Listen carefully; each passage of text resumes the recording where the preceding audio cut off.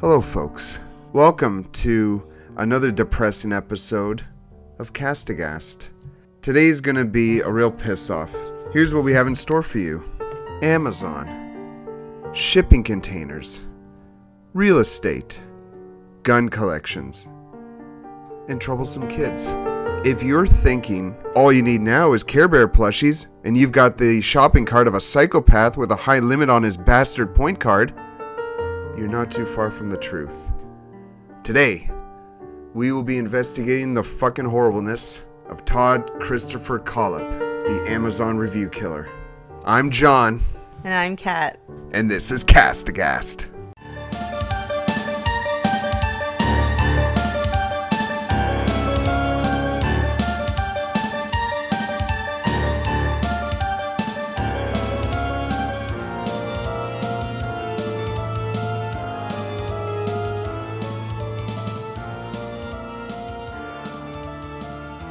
Hello, everyone. We're having coffee. And it's alcohol free. It's a virgin coffee. Yeah. Not your favorite, but in about 30 minutes, we're going to be hitting the bottle. and playing some board games. You set up Lords of the Waterdeep, right? Yep, Lords of Waterdeep. Yes. Lords of the Waterdeep. It sounds good. Yeah, I look forward to playing it. Anything that's D&D themed is fucking fantastic. Yes. Well, this comes out on a Monday, so we hope you guys had a good weekend. Yeah. Hope your blood alcohol content was ample. Yes, I agree. Good food, good fun, and good drinks. Yeah. And you spent some nice time with your family. We don't get to spend any time with our family because they're insane. But we have each other. Yeah, thank God we have each other and alcohol. Yes. And our lovely podcast. Yes, and our podcast family, who we love so dearly. Am I going to get depressed at the end of this episode? I feel like it's a natural thing that we would get depressed with every episode. It's murder and sadness. It's murder and mayhem and motherfucking shit.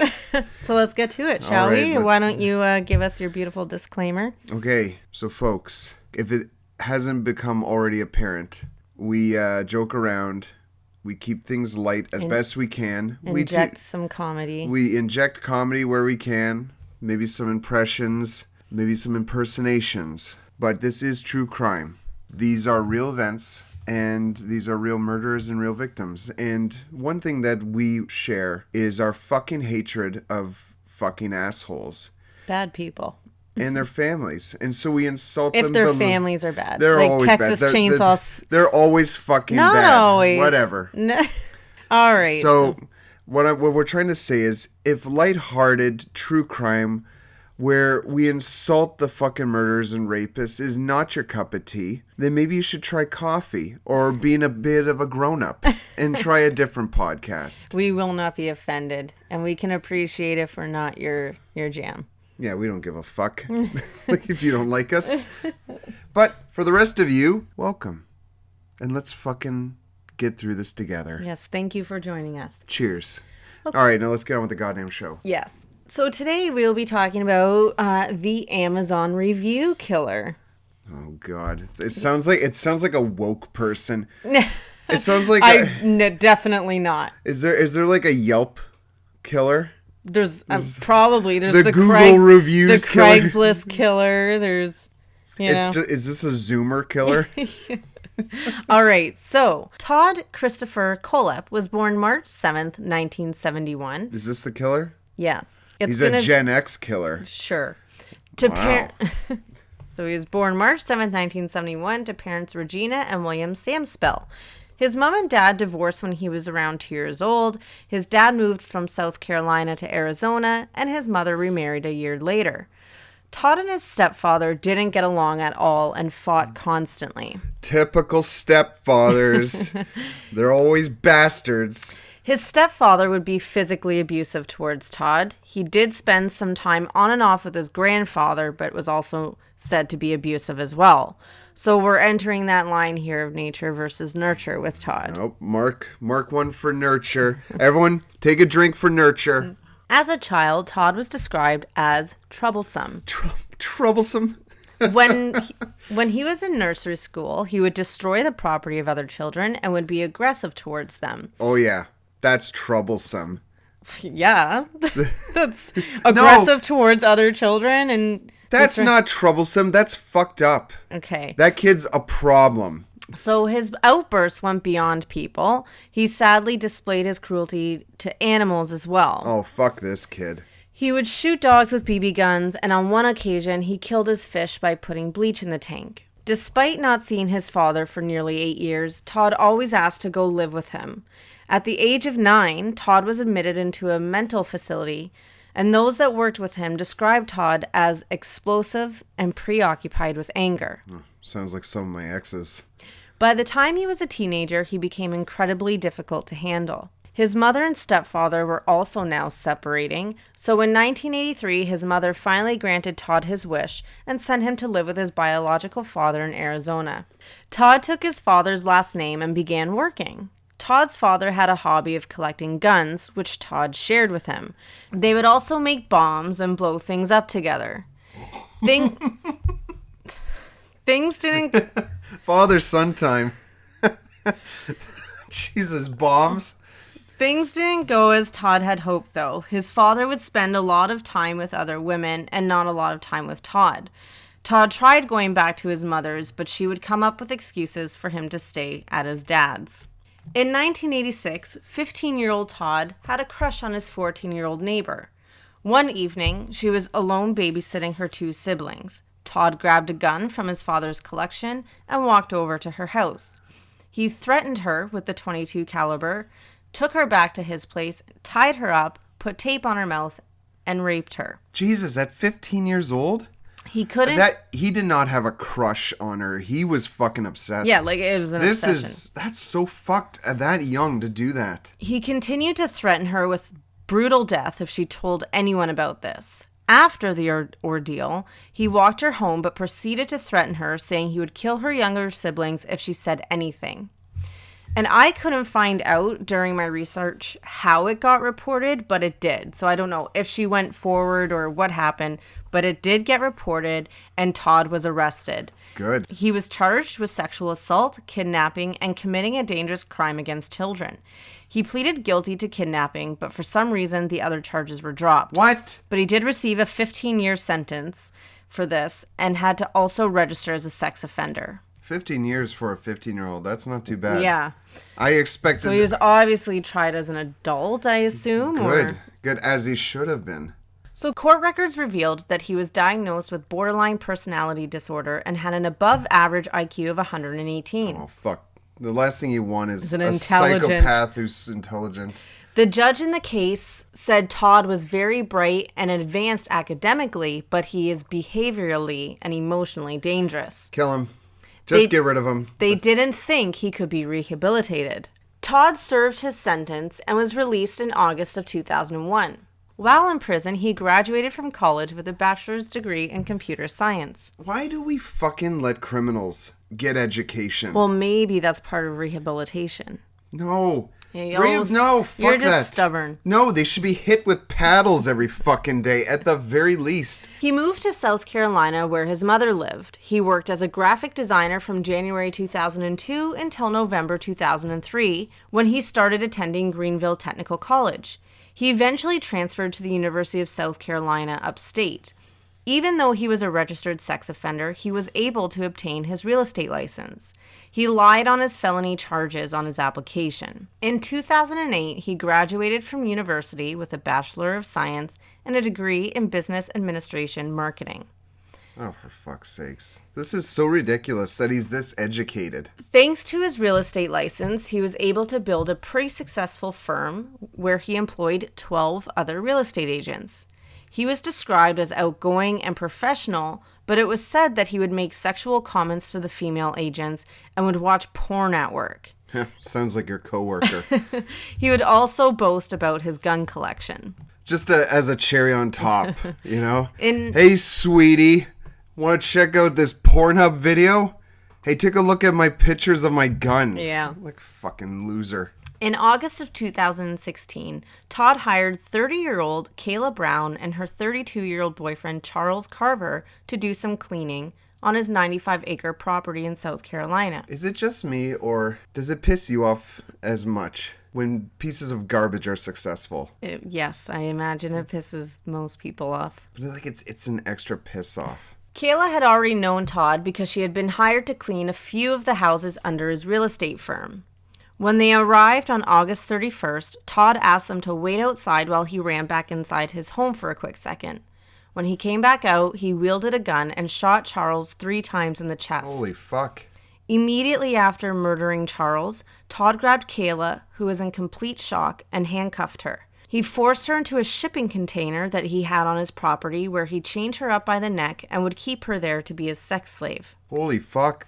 What the fuck? Every day, Todd would go out to the shipping container to retrieve Kayla, bring her back into his home where he would force her to perform sexual acts on him any way he pleased. And he would do so while pointing a gun at her. He would always be sure to tell her that she was only remaining alive to satisfy him. He would feed her after he was done. She was only given a bathroom break once a day and only allowed to bathe from a pot of water every other day. Jesus fucking Christ. The next day, Charles's mother was very concerned. Her and Charles were very close and would be in touch every single day. No contact from him within a day was very out of character. She contacted police and reported her son missing on September 3rd. Leah Miller, one of Kayla's friends, reported Kayla missing on September 5th after failed attempts of getting in touch with her. She called and texted her multiple times and even left notes on her car. When authorities entered Kayla's home, her dog was found there without food and water. Oh my God. Kayla's mother told them that her dog was her baby and she would never abandon him like that. So again, out of character. Yeah. Shortly after they were reported missing, some strange activities started happening on their Facebook accounts. The posts stated that they had gotten married, bought a house, and were doing fine. Family and friends thought these messages were suspicious immediately. Yeah, no kidding. So that was in September. In October, the police were able to finally retrieve a warrant to search Kayla and Charles's Facebook accounts. When looking through their messages, they found communication between them regarding the job on Todd's property. The last message sent between them was on August 31st. When searching their cell phone pings, both last known locations were in the area of Todd's property. Again, folks, take a drink. That was a bit of a tongue twister for me. Do waterfall for 5 seconds, because Kat had to fucking do that one sentence 5 times before she nailed it. Yeah, I'm sorry. It was a tongue twister for some reason. There was virtually 1 comma and 1 period. That's it. I think it was the S and the TH word immediately back to back. But anyways, their last known locations were in the area of Todd's property. On November 3rd, police arrived at Todd's home to question him about missing Kayla and Charles. When they arrived, they heard very loud banging and slamming noises coming from the shipping container. Smart. The police, you can watch this, by the way. We will link it. You can watch her rescue on YouTube. Holy shit. Because of their body cams. It's unreal. But we'll be sure to share it. So the police used bolt cutters to cut the chain from around her neck. They did ask her where Charles was, which is when she explained to them that he shot Charles 3 times in the chest and buried his body on the property. She also revealed that Todd showed her other sites on the property where bodies were buried. In an article from Visica.com, they stated that Todd believed Kayla would develop Stockholm Syndrome and that she would eventually fall in love with him. Who the fuck is this guy? I know. He wanted to build a house for them, complete with a soundproof room where she would stay. However, after she was rescued, a pre-dug hole was found next to where Charles was buried. Oh, no kidding. Mm-hmm. He was not happy with the fucking results. Maybe. What a fucking piece of garbage. So during their investigation, investigators later found Amazon reviews that Todd would leave on items. A review for a knife, he wrote, "Haven't stabbed anyone yet. When I do it, it will be with a quality tool like this." On a brand of padlocks, he wrote, "Solid locks. Have 5 on a shipping container. Won't stop them, but sure will slow them down till they're too old to care." Oh my God. I know. What the fuck? A review for a folding shovel read, I keep it in the car for when you have to hide the bodies and you left the full-size shovel at home. Doesn't come with a midget, which would have been nice. Oh, really? He has to be sizest as well? I know. When in custody, Todd agreed to confess to his other murders if he could have a meeting with his mother, and if he could also transfer funds to a friend of his to help him with his child in college. Both wishes were granted, and Todd confessed to 6 other murders. On November 6, 2003, a customer walked into a Superbike Motorsports dealership. The victims found were Scott Ponder, 30 years old, service manager Brian Lucas, 29, mechanic Chris Sherbert, 26, and bookkeeper Beverly Guy, 52, who was Ponder's mother. They were found with multiple gunshot wounds. This case remained unsolved until Todd's 2016 confession. It said that he had purchased a motorbike and couldn't learn how to ride it. So he tried to return it to the motorbike shop and they wouldn't take it back. So he shot them all to death. Is this guy like playing like Grand Theft Auto in real life? No kidding. Like, who the fuck does this? In December of 2015, so a year ago, a year prior to his confession, Todd murdered a young couple from Spartanburg, Johnny Joe Coxey and Megan Lee McGraw Coxey. He lured them under the guise of working on his property as well. Megan was a waitress at a Waffle House that Todd would frequent. He would leave large tips for the waitresses, trying to sway them to come over to his place. The waitresses eventually complained, but instead of being banned from the restaurants, they made it so only male servers were permitted to serve him. That's always the fucking case. Oh, well, we still want his money, so we'll just give guys over. So Todd led the investigators to their bodies buried on his property. Johnny was shot in the torso and Megan in the head. He also kept her captive for 1 week before murdering her on or around Christmas Day. Todd said to his mother that there were many more victims aside from the ones he confessed to. When she asked how many, he responded with, quote, "You do not have enough fingers," end quote. On May... What the fuck? What kind of thing? Like, as if she only counts with her fingers. Oh, I ran out! On May 26, 2017, Todd accepted a plea deal to avoid the death penalty. Fuck that. He pleaded guilty to 7 counts of murder, 2 counts of kidnapping, and 1 count of criminal sexual assault, and was sentenced to 7 consecutive life sentences without the possibility of parole. He is serving his sentence at the Broad River Correctional Institution.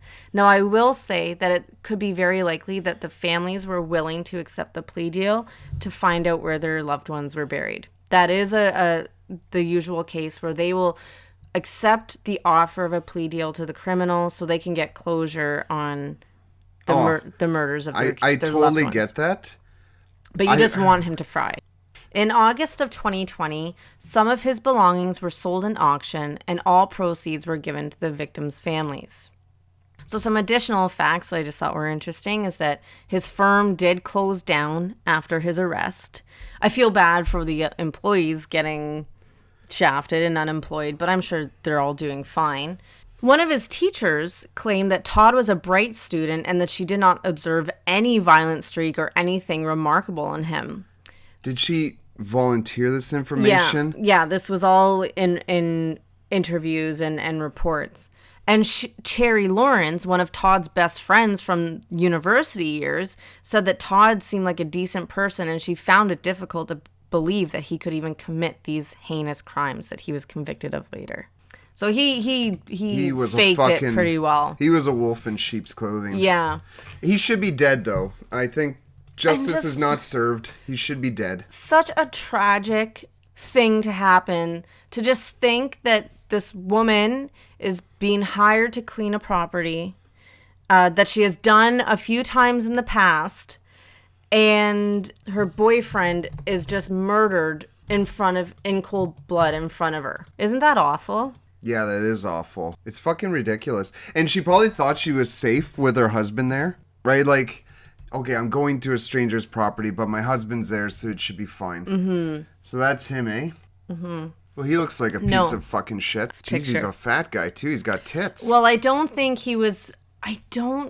Maybe he was heavy when he got arrested. Yeah, but when he was arrested at 15, he was a lot thinner, obviously. But he could obviously overpower someone. He is a big guy. Mm-hmm. What a piece of scum. Yeah, and that was when he was arrested for the rape.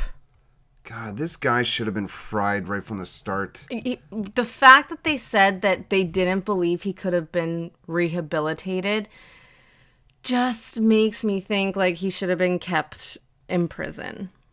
He should have gotten, or at the very least, maybe 50 years instead of 15. So when he's released, he's 70. You know what I think? 65. When an expert, quote unquote expert, when a panel of experts say this criminal cannot be rehabilitated, and they know the fucker is going to get out, then I think it's the duty of the state to beat the fucking shit out of him so that he has PTSD and can't fucking do anything because he's too screwed up in the brain from the beating. Yeah. Like, it's ridiculous. It's fucking wasteful. It's unnecessary. It's it could have been avoided. It totally could have been avoided. Wreck this person to their core so they can't wreck anyone else.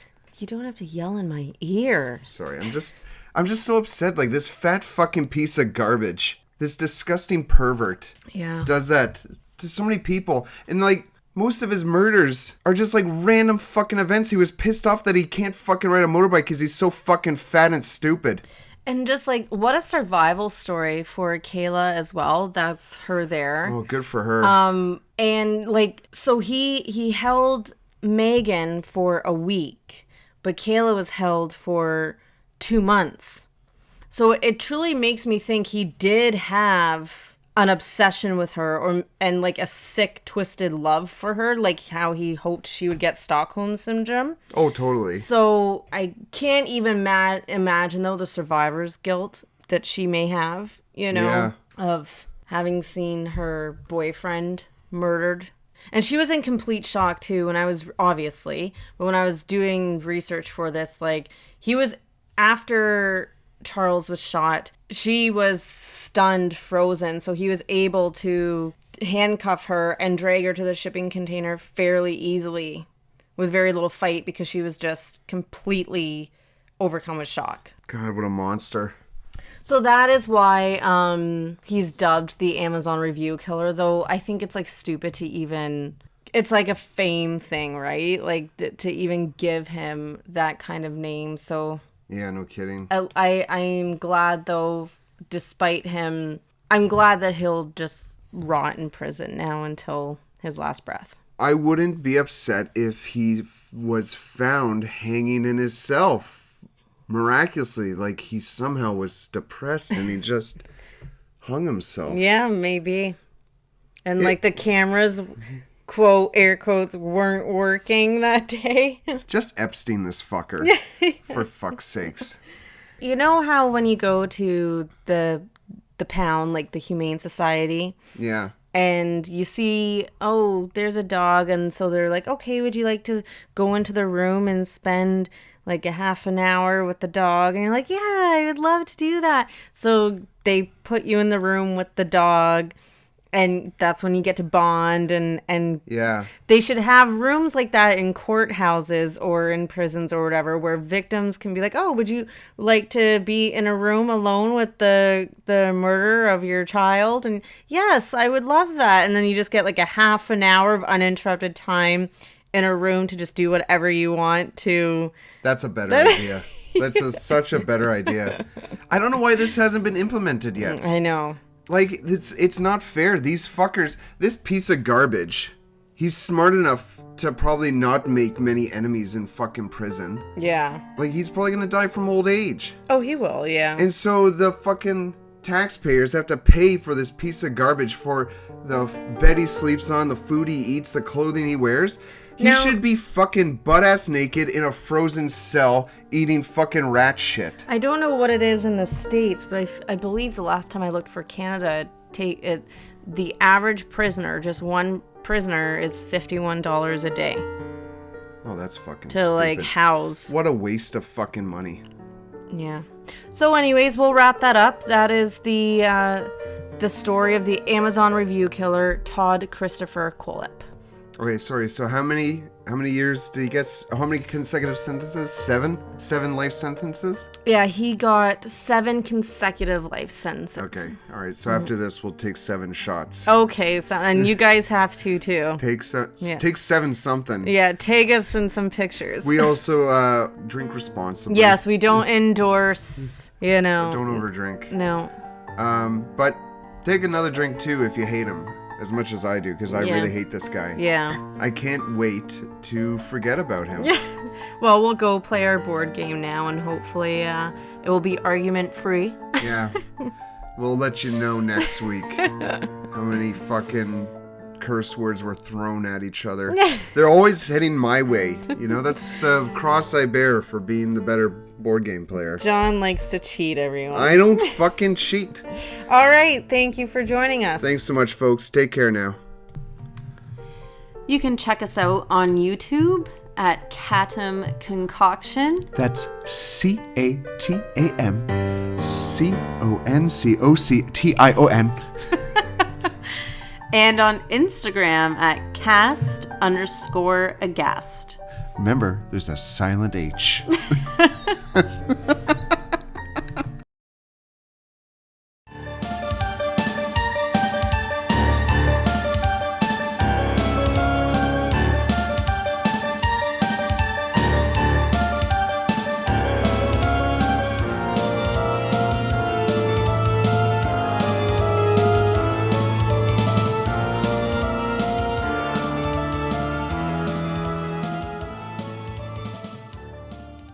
When searching their cell phone pings, both last